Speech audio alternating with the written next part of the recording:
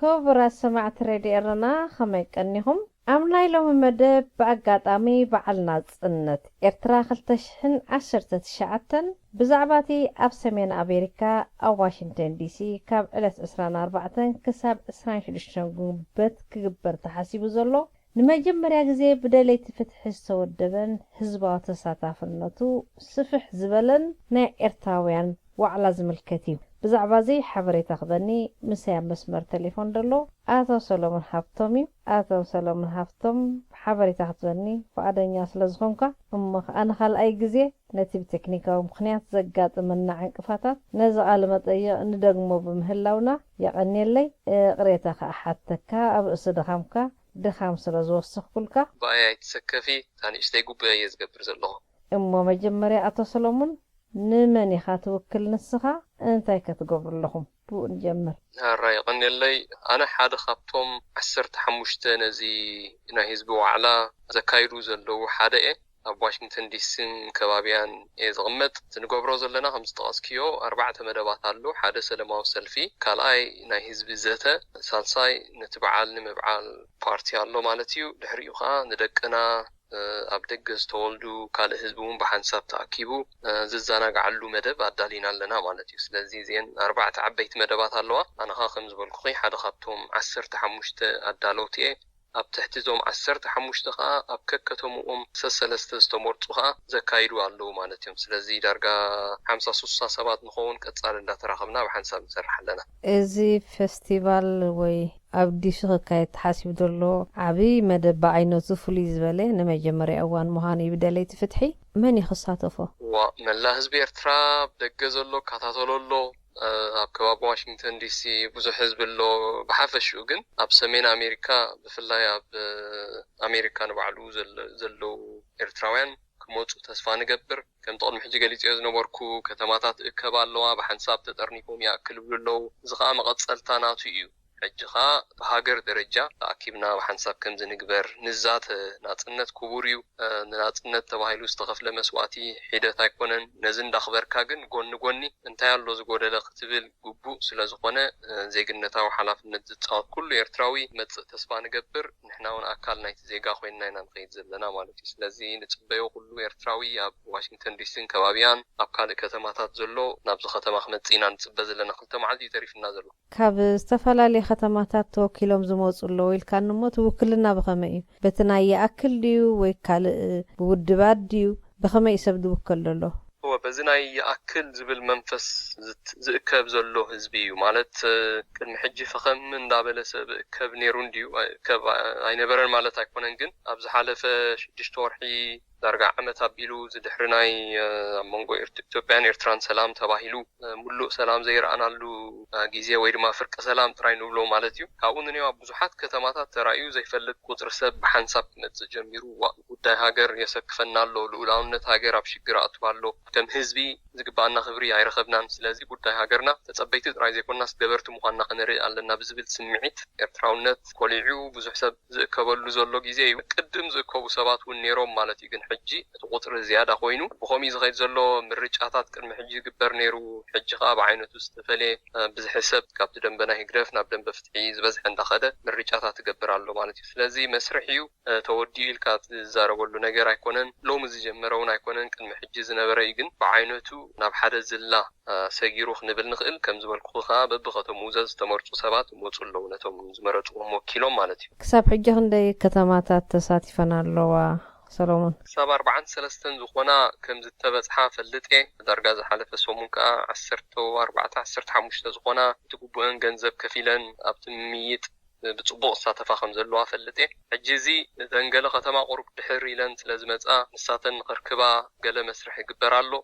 بحافشو ግን ክሳብ 43 ዝኾና ከተማታት በፂሐን ዝዘራረብ ኣለዋ ምሳና ማለት እዩ ኣኽልኻ መታናይ ገንዘብ ካብልዓልካ እያ መኒዩ ካበር ዝገብረሉ ንዝወፃኢታት ከተማታት ክኸፍላ ይግደዳ ድየን ማለት ናይ ኤርትራውያን ዋዕላ ስለ ዝኾነ ናትና ዋዕላኻ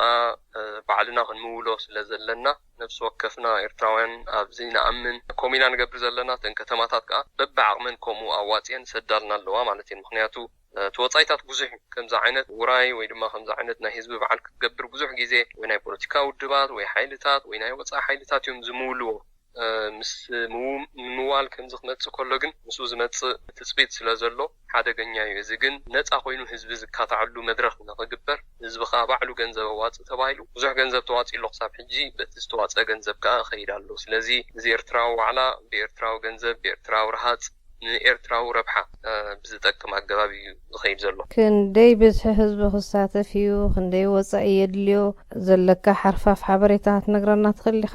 ኣቶ ሰሎሞን? ሕጂ ንወት ወፃኢታት ክሳብ 40-50 ሽሕ ክኸውን ክእል እዩ። ከምኡ ኢልና ኢና ንፅበ ዘለና እቲ ዝመጽእ ህዝቢ ናይ ብሓቂ ክትፈልጦ ከቢድ እዩ። ምክንያቱ ኣብ ኣሜሪካ ብዙሕ ሰብ ኣሎ፣ ግን ካብ ስራሕ ክንደይ ሰብ ዕረፍቲ ወሲዱ ክመጽእ ሕጂ ማለት በሸሓት ክመጽእ ኢልና ኢና ንፅበ ክንዲዚ ይልክዕ ክብለክ ግን ኣይክእልኒ። ግን ምዝ ድሌት ዘሎ ምዝ ካብ ከተማታት ዝመጸና ዘሎ ሪፖርት ግን ካብ ነፍሲ ወከፍ ከተማ 30-40 ሰባት ግን መጽእና ብሉ ኣለዉ። ሕጂ እዚ እንድሕር ደማሚርክዮ በሸሓት ሰብ ከም ዝመጽእ ኢና ንፅበ ዘለና። ልዕሊ እቲ ቁፅሪ ግን እቲ ዓይነትን እቲ ዳይቨርሲቲ ንጽባቐ ኤርትራ ዘርኢ ተወሳኺ ድማ ርዝነት ናይቲ ሓሳብ ሰብ ሒዝዎ ዝመጽእ ዘሎ ንዕንደራ ንጾታ ንደገፍ ጥራይ ዘይኮነሲ ንኤርትራ ኣብ ዝበለጸ ደረጃ ንኽትበጽሕ እዚ ናይ ይኣክል መንፈስ ሒዙ ዝመጽእ ዘሎ ንኹርዓካ ደስ ዝብለካ እዩ። ስለዚ ብቁጥርን ብዓይነቱን ፍሉይ ነገር እዩ። ካልኣይ ዝበለጸ ከዓ ካብ ምስ መንግስቲ ምስ ህዝቢ ወኪሉ ንናይ ህዝቢ ጸቕጢ ንናይ ህዝቢ ጸገም ዝርዳእ ምትኽኻብ እዩ ማለት እዩ። እተን ቀንዲ መደባት ናይተን 3 መዓልቲ ሕፅር ኣቢልካ ዶ ክትጠቕሰለይ ሰሎሞን? እተን መደባት ሓንቲ ሰላማዊ ሰልፊ ክትግበር እያ ኣብ ዋይት ሃውስ እቲ ምምሕዳር ትራምፕ ዘለዎ ማለት እዩ። ኣብኡ ዝጅመር ሓደ ሰላማዊ ሰልፊ ኣሎ። ኣብኡ ድምፂ ናይ ኤርትራ ብፍላይ ኣብ ክንደቲ ተዓፊኑ ክዛረብ ዕድል ዘይረኸበ ህዝቢ ድምፅና ዓው ኢልና ክነስምዕ ኢና። ቅዋማዊት ዝኾነት ሃገር እያ ዘድልየና፣ ህዝብና ሓርነት የድልዮ እዩ፣ እሱራትና ፍትሒ ክረኽቡ ኣለዎም፣ ንሃገሮም ስለ ዝተጋደሉ ንሃገሮም ሙሉእ ሂወቶም ዘሕለፉ ንህዝባዊ ግንባር ንክኸውን ዓብዪ ኣበርክቶ ዝነበሮም ሰባት ኣብ ቤት ማእሰርቲ እንዳበለዩ ኣብ ኢትዮጵያ ብዙሕ ለውጢ መፅኡ ኢትዮጵያውያን ካብ እሱራት ክፍትሑ ናትና እሱራት ግን ብሂወቶም ተጠሊሞም ኣብኡ ኣብ ዘለዎ ሕማቅ ከጋጥሞም ደስ ስለ ዘይብለና መወዳእታ ክግበረሉ ስለ ዘለዎ እሱራት ይፈትሑ። ቅዋማዊት ሃገር እያ ተድልየና፣ ኩሉ ሰብ ብማዕረዝ እናደየላ ሃገር ትኹነላ፣ ሰራዊት ኣብ ማእቶት ዘሎ ኩሉ እዚ ሃገራዊ ኣገልግሎት እቲ መንእሰይ ሳዕ ዓስቡ ኣይረኸበን ብኦ ክብረት ክወሃበሉ ዝብል ካልእ ድምፂ ናይቲ ብሓፈሹ ኣብ ኤርትራ ድምፁ ከስምዕ ዘይከኣለ መንእሰይ ድምፁ ከስምዕ ዘይከኣለ ኣቦ ኣደ ኣብ ክንድኡ ኮይንና ኢና ድምፅና ዓው ኢልና ክነስምዕ እግዚኣብሔር ፈትዎ እዩ፣ እቶም ሰምዑና ከዓ ብፅቡቅ ሪእዎ ዝብል ግምት ኣለና። እዚ ከዓ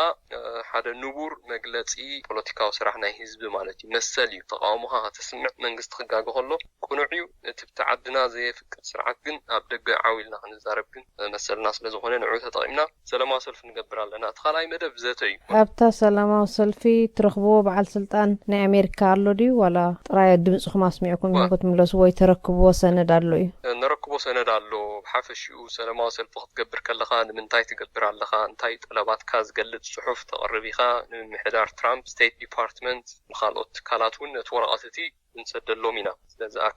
ኣካል እቲ ኩሉ ግዜ ንገብሮ ማለት እዩ። ዋላ ካምፔይን ኩነታት ናይ ዓድና ከመይ ከም ዘሎ ኣበይ ለውጢ የድሊ እንታይ ፀገማት ናይቲ ህዝቢ ዝገልጽ ጽሑፋት ከነቕርብ ኢና። ብኡ ጌርና እውን ንረኽቦም ሰባት እውን ኩሉ እዮም ማለት እዩ። ኣራይ በላ ኣብታ ካልአይቲ መደብ ንስገር። ተኻለይቲ መደብ ናይ ዘተ እያ። ናይ ህዝቢ ዋዕላ ንብላ ዘለና ኣብኣ ከዓ ህዝቢ ካብ ብዙሕ ከተማታት ተኣኪቡ ክዝት እዩ። እንታይ ዓይነት ኤርትራ እያ ዘላትና፣ እንታይ እቲ ዘሎ ፀገማት ክሳብ ሕጂ ይኣክል ንብል ኣለና፣ ድሕሪ ይኣክል ከናበይና ክንከይድ ይኣክል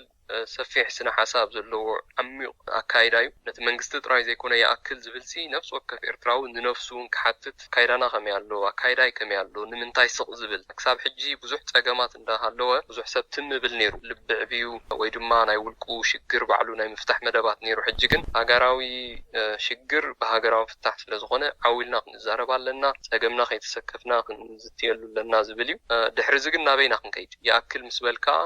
ከነእክሎ ዘለና ነገር ስለ ዘሎ ከመይ ጌርና ኢና ንእክሎ ክንዘራረብ ኢና ማለት እዩ። ድሕሪኡ ምስኡ ዝስዕብ ኣርእስታት እውን ካልእ ኣሎ። እዚ ናይ ዕርቂ ሕቶ ኣሎ። ኣብ ሓደ ሃገር ናይ ፖለቲካ ለውጢ ክመጽእ ከሎ ወይ ድማ ምሕደራ ኣዝዩ ክበላሾን ከሎ ብሓድሽ ስርዓት ክትካእ ግዴታ ስለ ዝኾነ ኣብ ከምኡ ክትሰጋገር ከለኻ ከዓ ፍሉይ ባህርያት ክርአ ስለ ዝኽእል ንዑ ክሕግዝ ዝኽእል ዘተ ኩሉ እዩ። ብሓፈሽኡ እቲ ህዝቢ መፅኡ ንሓድሕዱ ክዛተ እዩ። እንታይ ተገበርና ሓይሽ፣ ጉዳይ ሃገርና ናበይ ይኸይድ ኣሎ፣ እንታይ እዩ ናትና ግቡእ፣ እንታይ እቲ ናትና መሰል፣ ከምኡቲ ቅዋማዊ ስርዓት ማለት እዩ። ህዝቢ ተኻቲዑ ዘጽደቆ ቅዋም እዚ ስርዓት ብጉሕፎ ድሌት ከም ዘለዎ ብዓብዪ ከምኡ ሪኢና እዚ ነገር እዚ ክኸውን ከም ዘይብሉ ናይ ህዝቢ ድምፂ ክስማዕ ከም ዘለዎ እሞ ተቋማዊ ነገር ከመይ ክትግበር ይከኣል ብሓፈሽኡ ናይ ዘተ ማዕድሎ ብዙሓት ክኢላታት መንእሰያት ክመርሑ ዓቕምን ክእለትን ዘለዎም ተዓዲሞም ክመፅኦም ክላዞብዮም እታ ካልእ ጽባቐ ዘለዋ ኣብዚ ተወሊዶም ዝዓበዩ ክሳብ ሕጂ ንኤርትራ ብስድሮኦም ዝፈልጥዎ ማለት እዩ ነዚ ኩነታት ተረዲኦም ንሳቶም እውን ብወገኖም ኣነ ፕረዚደንት ተትኸውን ኤርትራ ከምዚ ዘላቶ ኣይምኾነትን ኤርትራ ናብ ዝበለጸ ደረጃ ንክትበጽሕ ከምዝን ክግበር ኣለዎ እንዳበሉ ብዙሕ መደረታት ካይዱለው ካምፔይን ዘመተ ገብሩለው ሪኽዮ ትኾኒኺ ንሳቶም እውን ክመፅኦም እቲ መድረኽ ክወሃቦም እዩ ማለት እዩ ስለዚ ዓብዪ ናይ ህዝቢ ዋዕላ ኣብ ደገ ክቁፀር ክእል እዩ ኣነ ብናተይ ትምኒት እቲ ካልእ ዋዕላ ኣብ ኣስመራ ኣብ ዝቐረባ ግዜ ክንገብሮ ድሌትን መደብን ኩሉ ይባሃላ እየ ሳልሳይ መደብ ከዓ እቲ ናይ ምዝንጋዕ ምሸት እዩ ናጽነት ኣብዚ ግዜ እዚ ብክልተ እንዲኻ ትሪኦ በቲ ፍረቓንሲ ናይ ህዝቢ ኤርትራ እዩ ዓርቢ ጉንበት 24/991 999 ህዝቢ ኤርትራ ተሓጒሱ ክንደይ ዘብዓሎ ግዜ ኣብዚ ግዜ እውን ነታ መዓልቲ እቲኣ ዝግባእ ክብሪ ነቲ ገድሊ ዝግብኦ ክብሪ ነቶም ተጋዲሎም ነታ ሃገር እውን ነፃ ዝግብኦም ክብሪ ገለ ኩሉ ወሃብ እንድዩ ግን ጎኒ ከምኡ ክብርን ሓጎስን እንዳገበርካ ተሪፉ ዘሎ ሓርነት ንኽመጽእ ከዓ ዝግባእካ ቃልሲ ትገብር ስለዚ ኩሉ ብሓንሳብ እዩ ዝኸይድ ጣራብዒቲ መደብ ንኣሽቱ ኣብዚ ተወሊዶም ዝዓበዩ ቆልዑት ንሓድሕዶም ዝላለዩሉ መደብ እውን ተገይሩሎ ንሱ ከዓ ትሰንበት ዝግበር እዩ ስለዚ ብከምዚ ዓበይቲ 4 መደባት ከነብዕል ኢና ንሰርሕ ዘለና ማለት እዩ ትደጋገም ሰምዓ ስለ ዘለኹስ መብርህ ክትብላ ይደልየ ከምዚ እቲ ምውዳቕ ናይ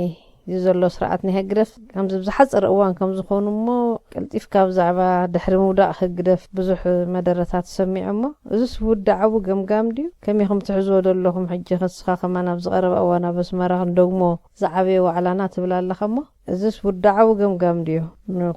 ንብዙሓት ክሓቶም ዝደልየ ብዙሕ ሰብ ከምኡ ክብል እየ ዝሰምዕ ዘለኹ እሞ ድሮት ዘሎ ስርዓት ከም ዝወደቐ ጌርካ ናይ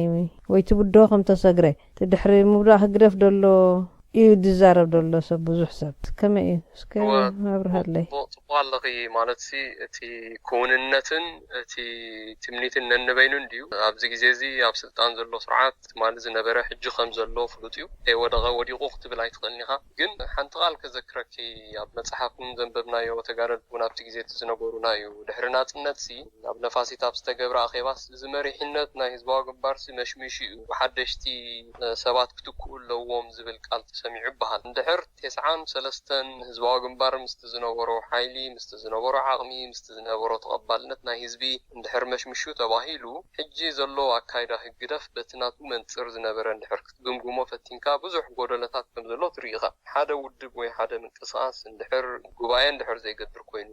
መሪሕነቱ እንድሕር ዘይቅይር እንድሕር ኮይኑ ኣብ ስልጣን ሃልዩ ኣይሃልዩ ብዘየገድስ ምስ ግዜ እንዳደኸመ مستعدمة تقيلت ونداخل ده يزغيد نا إرترا نجار كاني بزحزن مجدي بسرعة مالتي بسرعة تسرعات عزيو وبحماق ونثات كم زلوا تريخة الجاب سلطان ده هاللومبر كم تزقبا ناي منجستي سرحات ناي هزبي أقول كلوت كم تزقبا هو وقت بلاي تغني حاصل لذي ناي ودكت ملك تريخة مراحتي كم زقبهم قالوا من دحر زي يسمعون دحر كوينهم حابريثات كم زقبون حزب دحر زي وهاب دحر كوينو ناي ميديات كالات كم زقبان دحر زي سرحان دحر كوينن اجي ناي موداتا غيزي ملكت زخون تريوتا نرئ لنا توديو له مالت ግን አይኮነን ተቀንድ ስራሕናትና ትውሽጥ ዘለው ስራሕ ንዝሰርሑ ምድጋፍ ማለት እዩ ነዚ ምልክታት እንዳራእኻ ግን ጽባሕ እንታይ ክመጽእ ክእል ኢልካ ምሕሳብን ምድላውንካ ኣካልናት ካብ ተመክሮና እዚ ስርዓት ከይዱ እናበልካዮ ዘድሕንዎ ገለ መዋጽኦታት ይረክብ እዩ ብዙሕ ግዜ ሕጂ ትብዓት ኣርእዩ ዕድሚኡ ክልቅበሉ ዝኽእል ገለ ናይ ጽገና ዝመስል ነገር እንተገበረኸ ነዚ ናይ ደንበ ተቃውሞ ወይ ነዚ ተበጊሽ ደሎ ሓያል ህዝባዊ ማዕበል አንጻሩ ከዓግቶ ዝኽእል ወይ ነቲ ካልእ ህዝቢ እውን ከዳናግሮ ዝኽእል ወይ እስከ ሕጂሲ ናብ ልቦም ተመሊሶም ወይ ገለ ለውጥ ክገብሩዮም የሚሉ ምስኦም ከዳናግጾ ዝኽእል ኩነታት እንተ ተፈጥረኸ ተዳሊኹም ለዲኹም ንኸምዚ ዓይነት ነገራት ከተስኦ ዝኽእል ትንፋስ ክህቦ ዝኽእል ኩነታት እንተ ተፈጥረኸ ለውጢ ዝመስል ዝኾነ ይኹን ጽገና ገይሩ ሰርቫይቭ እንተገበረኸ ስርዓት ተቃልሲ ከዓ ብኡ መጠን ክነውሕን ክትሓላለኽን ምዃኑ ዞም ናይ ደለይቲ ፍትሒ ከዓኒ ምድላው ዘድልዮ መስለኒ ሕጂ ግን መሽምሹ በቃ ንምውዳቑ እዩ ቁርቢ እዩ ተሪፎ ደሎ ክወድቕ እዩ ድሕሪ ምውዳቑ ግን እዚ ብድሆታት ኣለና ናብ ዝብል እቲ ዝበዝሕ ጎስጓስ ዝሰምዖ ዘለኹ እንተሰረረኸ ትንፋስ ተዘርአኸ እንታይ ይፍለጥ ነገር ፈሊኻ ምርኣይ ጽቡቕ እንድዩ ኣብ ሓደ ሃገር ገለናቱ ጽቡቕ ነገር ኣሎ ገለናቱ ክፉእካ ኣሎ ሕጂ ኩሉ ግዜ ንጋገዮ ولا حدش بوليتيكا وسرعة اللي نخنبل نكلنا نخلو بحق حاجة تصير خلو تريو كم بحدش كاب يعني جمر زبالات حساسة قالوا أنا بوجني سوق جويز مثلني قال خاب تزجبر زنبرة بوح إسكا تزجور لغا أني تغيروا بحافش وجن حدش بوليتيكا وسرعة مالسي سب ملك أسب ناس أخوينو زي نبرو لجيزينيرو الجن دحر ناس أخوينو سب دنك أصل له مجد تفتيرو تقبلوا نجر مالت زي قوامة وسرعة نيرو قوامة مجد دحر متيو سب تقبلوا مالتي وسرعة دحر سب 4-5 شهور زغون وسرعة بيت فرد زي كودو منا وبيت مأسر تزلون دحر زياتهم من دحر تخيلهم أي تسلاني زغل نجر جن انتايو أب تاريخ تاريخي بخمسة عينة بوليتيكا وسرح ننوح زخد كمزة عينة تبع سكون تنقوس نخخدو إذا تقومهم نجارال بر حزب ده كم حزب إرترا جيرون منجستي عدل ذهاب حزبي اللغة بناي تخلني خات منجستي قرات نت تبعات على ودي نتوم بتصوتو خابيت ما أصير تفتح تبعات على ودي نزه حزب زي كم دليت كانت أهم كا حرستاين قد نقادا يكتبل عامن دليتنا على ودي انت دايل كجن أبز حلف شو من تورحي 10 تورحي دحرزنا إثيوبيا إرترا ناي سلام سمع زبال زي تعرف كي ترفت تخفت تعصب الجنرال زبال نوعلو أبجزو ما تفتون أمه تدليتن تخون النتن كل جزء ريال لنا كم حزب قومينا عن منا سناي نجرت منا لو تأت منا حج 5 قناتيو لو تخوني قالت تخون النت كن ريال لنا كن أنصاري مو ننقص قوام انت جبرخ أسرات انت فتحها 5 انت جبرخ تبلوا إحنا لا ديمون السوين عند اللي دحرت منقص تبعلو أكايداي بوجيو نيرو حج لو تيد لنا مو 5 كم كنجبرين عن تيلو أنا بوجنا يقبله جل سبات يوهنتي وزنجر زي كوني زبلوا أنا هنا كوني زبلوا انت خونه جن حق سنة مالتي نحن عند اللي زلنا تسبكر هو هاجرنا بسلامة وعينة تقول قلوت معبالة زلوا قولنا خد كيد السن ده حرتجيرو دامو نحن ونكوتي مقوام نسلا مقوام يكوننا نقدر السوس اللي زدونجيه الحزبي زجوبو مستر هو اللي رخبة بق محدرات اللي رخبة قالوا مالتي جن إزت رايك يكونن ودسب أو حدا سلطان كما بعل إرترا مالتيو كساب 10-30 عامة بسلطان بخمس خصن حلو زبل رديتون يبلنا زون كلهم من سياد كندي عامتات تمهرو هاجر كم حادرو زخلوسي لمنتايهم أبتناتهم عدمة نزا هاجر زياب زقباء مريحهم عدل زي رخبو لمنتايهم سبات كم زناي بعل موجابة خمنا كالوت 3-4 عامة بسلطان كتون حدالي كساب تروتاز وطو زي كون خساب زموتو مالت لذي زبل كيو سرعات كنز عدل ترى بخز بحالك الله تي قطع متات كله خيلي جن نحنا كساب دايسرات مفتح زركب كساب قداينا يقوام معلب زركب كساب حارنت ودسب زي كل جزء أخبرنا نذكره بيتودد زارو ونقرالو ودسب بتحت ودسب كنبر كم زي حارة خوينو بعدو زنبرو لقناتات كساب زي تفترة نتم قوام ويدمات نايلوت مسرح دواي كبلني منقستن دحر لبونا جيرو تجاجيلون دحر تقرمو وحنقو فايلنا نقبلو إذا حجنا تيرويتو يقال جرى سبات زي قبلو كل يوم جنت منقست قومون خجبر تبعات على وديو قرات النت على ودي نفسه متأممان على ودي جزين عن ريق صاب حج جن نعو تسفا ذهب عينة كايدة عين رئنا لنا بخومينا نقمقمو انتتي مشون ديو قال زبهال جن فالسي سب عدبتي حمتي ريو سنبيديو زمتس نبضغر باقي عاد نفلت أصاب عاد خيدو بتي حمس متسا قلتيفو متيو ناب إمباسي مسودو خيدو بانديرا حيزو سلفخ جبر بينو فانتا هون كان تاي تجبر على خاطر ولو أنا هون تاع عاد ديري إمس متأكس بتعمي حزينين حجي إذا ملكت نايتي حماء مهدرة ملكت ناي نلوت زعدم ويدمان نلوت زرقي ملكتات مخانو بخموس لنريين أمبر منقستي زركابو جنزب نايت هاجر ناي بيشا جنزب أبي كم زود قرينا حجون كالك كندي أتوتات أبت هاجر علو أبتندنا بتحزب زوعل أب نايس الليان سلطان كبير كاتنا وحلو مجدنا تكملوا كتكم خليو جن أب تاريخ مستراي تفتحي مستوم سب فتحي تعاوت دمام مستوم فتح زلالي سبات مقانو جزء خوصل خليو تعاوت انت لو تنكم زمت سجن أين التراترين مالتي مو بخومو مجدي أنا زريو زي دمت راديو إيراناي أبتا نايتا فستيفال كمال سكا كساب حجي بزح سريحكم اللهم انتاي عنقفاتات قادمكم عبيتولو بدوهاتات انتاي نيرو عبز محبرة مرخبيتاتون أنصاركم كايد حدا زرباتات نسمع نيرنامو كميو انت ያለው መብረኽ ትበና ደል ብዛዕቡ ወትብድሆታት ዝብሎ ኣነ ናይ ኤርትራ ኮሚኒቲ ወይ ማሕበረኮም ኤርትራውያን ኣብ ደገ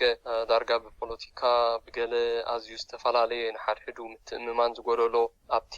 ሰብ ክጥርነፈሉ ዝደልየሉ ግዜ ከዓ ብዙሕ ተንኮላት ተሓዊስዎ ህዝቢ ንኽፈላለ ብዙሕ ተገይሩሉ እዩ ከምኡ ስለ ዝተገብረ ከዓ ሕጂ እዚ ናይ ምትእኽኻብ ክመጽእ ከሎ ገለ ሓርጎጽጎጽ ኣጋጥም ማለት እዩ ኣብ ገለ ከተማታት ገለ ተጠርኒፎም ጸንሑ ገለ ከይተጠርነፉ ጸንሑ ድሓረይቶም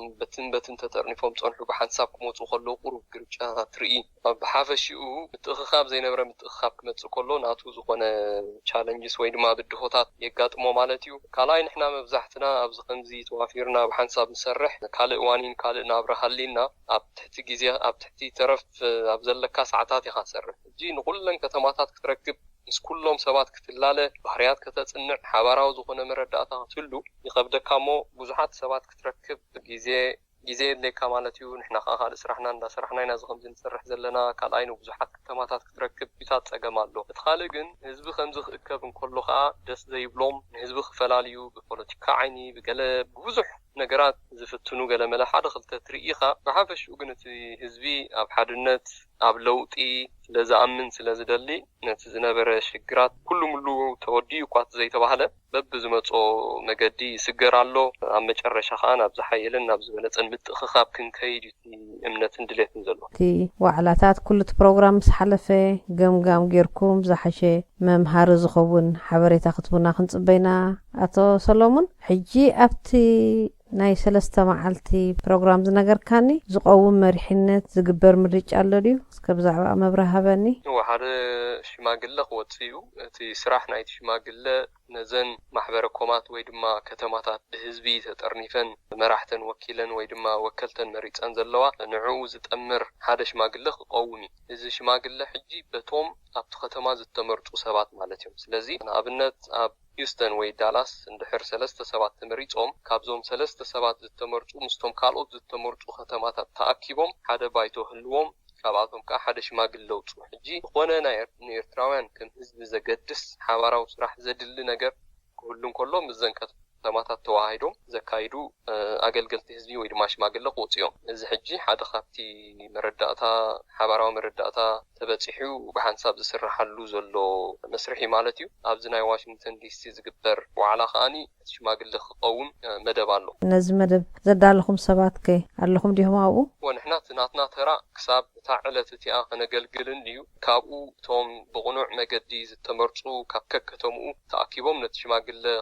ከቆሙ ንሕና ክንተሓጋገዝ ኢና ማለት እዩ ካብኡ ንኔው ከዓ ተን ከተማታት በብዘለወን መስርሕ እንዳቐጸላ ኸዳ ስለዚ ትናታትና ስራሕ ክሳብ ዕለት 25 ኮይኑ ኣብኡ ከዓ ምስቲ ዝመጽእ ሽማግለ ክንተሓጋገዝ ክእለትናን ዓቕምናን ክንወፊ ክንሕግዞም ኩሉ ዝከኣለና ክንገብር ኢና ብሓፈሽኡ ግን እቶም ብህዝቢ ዝተመርፁ ኣካላት ንሶም መጽኦም እዮም ብሓንሳብ ሓደ ሽማግለ ከቆሙ ካብ ህዝቢ ዝተመርፁ ዝበሃል ዘሎ ብብዝሒ ህዝቢ ውክልና ዝተረጋገጸ ድዩ ወይ ብንጥፈት ናይተን ከተማታት ጥራይ ሰለስተ ወይ ከክልተ ወይ ብቁጽሪ ብዝሒ ህዝቢ ተወኪሉ ትሰብ ኣነ ሕጂ ኣብ መጀመርያ መስርሕ ናይቲ ምትእኽኻብ እንዲና ዘለና ክሳብ ክንድኡ ደይ ህዝቢ ኣሎ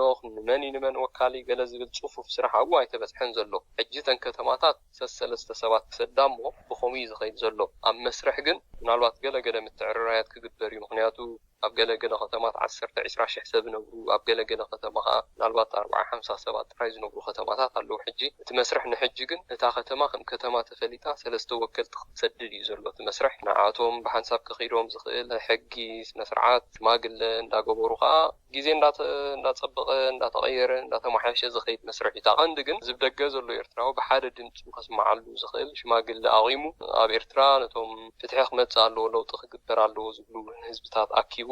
ናብቲ ዝለዓለ ደረጃ ንክኸይድ ብሓንሳብ ዝሰርሕ ዘሎ ኣካል ማለት እዩ ብዓይነቱን መጀመርያ ግዜ ተወዲቡ ዘሎ ምትእኽኻብ ነዚ ፀንሐ ቃልስስ እንታይ ኣበርክቶ ክህልዎ እዩ ትፅቢትኩም እንታይ ወሓደት ናይ ሓድነት መንፈስ ኣብቲ ህዝቢ ርእ ስለ ዘሎ ትብደገ ዘሎ ብሓንሳብ ከም ዘሎ ንህዝቢ ኸርኢ እዩ ማለት እዩ እቲ ስርዓት ኣብ ደገ ብዝገብሮ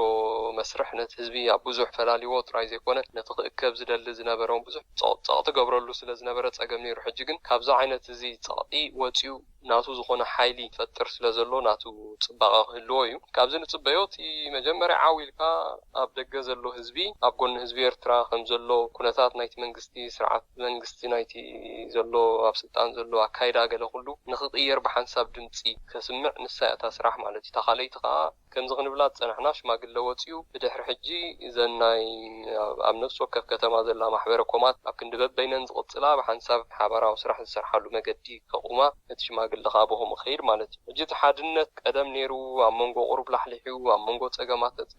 تجمعات نيرو حجي بتزامد مجدي إن دات محايشة متزعلو نتي يأكل زبل منفس دما أنا كلاي درجة السجاجرو خيلي زبل حسب قمتني زلو أتليست تثبيت على مالتي ناي أكل سميناري وين أكل فستيفالي دبهال لهم سوق عو مجلس يدي ولا لكم لوجو فلوت لوجو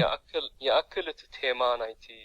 زبر زلو متخخاب تبعال تزته سلام سلفي كله تحتي يأكل زبل تيماي محبركم إرتراوان نفتحي زبل كواشنطن دي سي ناتو لوجو زلو اللوجن بحفشو إذا متخخاب نايجلا زي كونه ناي كله أب إرترالو تزمنن زدلن أكاليو كساف حجهم أورجانيزيشن زقوما أيكونن جن تمتخخاب ناي كتماتات وتيو زي شماغل لمس وات تو علاس لوجو لودو فلوت لوجو هو يأكل يا زلا مانسي تاسئلي توت أبنا يأكل كله ريخ يالغي بانديرانا إرترا زلو وشتي إرترا ህዝብታት ወይ ድማ ሰባት ብዙሓት ኢዶም ሒዞም ንላዕሊ ንለውጢ ይብገሱኹም ዘለው ተርኢ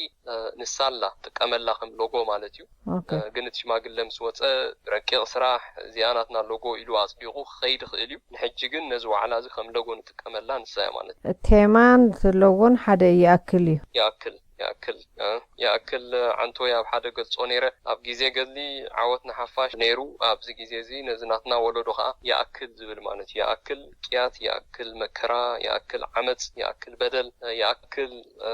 بيت ماسرتي بترا مرقاف يأكل كله نوعلو تستقال عصب زي رخبه تي زوفره زغلغله عصب خير خبه نوح قال از كله يأكل ينان بنزلنا مو كم زبلكو خي عوتنا حفاش غيزي قل نيرو زي غيزي زغا يأكل كوينلو ناي بحكي عينتاو لوطي تغيرو حزبي ابيناي مجد خمزلو نزنبره ناي مفررح سراحاتن قلم كله بديو بحنساب بلالو سلازي بخوم عينتا كايدا يغير زلو اتو سلومون يقني لي كبرتي هابلي أمود أتاخذ له تدل انتلك كن عدل كبكة هو مالت أبدك خون كابزوح جزء بزعبة عدخاخ تحسب نوريو فرق قولنقا ناي سدتي وتنبر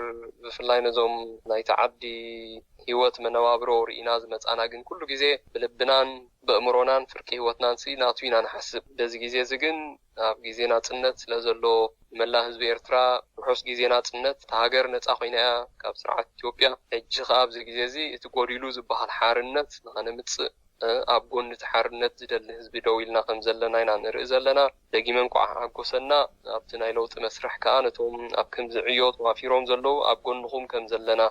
تبدأ زلو حزبي نتنا لوت مسرح بزي ولاو المجدي أم معلب يقصاب زبتح تحقاقز دلونت كم زلو لذا أقاطع مقلت دلي ثم نسيات كأخومو تهاجر هابتام هاجريا بلس تهاجريا زبلت تهاجر نخد كون عقمن كأدت نزلو مرحتين خابتهم من نسيات وتصق خلال لو ثم استفر عليه مخنيات انكفات بينهم زلوها كابز مجد انكفات تاليوم بمتهز بخخبرو بزا أقاطع مزتوع من نسيات تولت أن يحكمو دك نستيخ تستفنوتن كم يالو بتعمل حق سكايو دك نستيو بحافشة مالتيو أديثات اللوا ناشتو من سيات أب يونيفرسيتي استمهرو أب كوليج استمهرو أب زعد توليدهم زعبي Revive Eritrea if I were a president زبل campaign قال بزو حقبر اللوا أب زي فيديوهات فيسبوك أب تويتر قال تريوت اللويغي عينتاو زغونه لوطي تغير زلو تي لوط خابي زمت اتقانزا كوداك خيل اللو فلا يبدغ زنبر سب بزح صبق محدرا سلازرئي عدناس كم زخت كون تخيل يا زبل ريتو اللو كتكون اندخ آلت زي مقانو سلازي سمعيمو بحافشيو تساتفنت دقنستيو زتبابعيو دقنستيو اندحر عتيغان كا سبايون بدحريت كم زسعب اي سحاتني مالتي سلازي بتعمل تسفا زهب زباراتعيو نعناون مورال زخونانا نزنح وحدنا السنين مالتي يقني لي سولومون دخامك خيصبصبك ابصعو سرحيكم دلكم نخلو تغبرو دلكم صعري عوت مني لكم اب دحراي اب قمقام كنرخب تسفى قبر حجيجن سلازهابكاني حبريتا بلبي مسغنكا بشم سمعتي راديو رنا دما يغني لي كبرتي هابلي نعيوني غني لي راديو رنا سلتقبروا سراح سلتقبروا أبركتو كمسكينكم مدلي نملا هزبي إرتراها وحوس بعلنا نتبل هاي يغني لنا خبرت هابلنا آتو سلومون كبرى سمعت راديو رنا أبقى المدوك سابنا الرخب دحنقنيو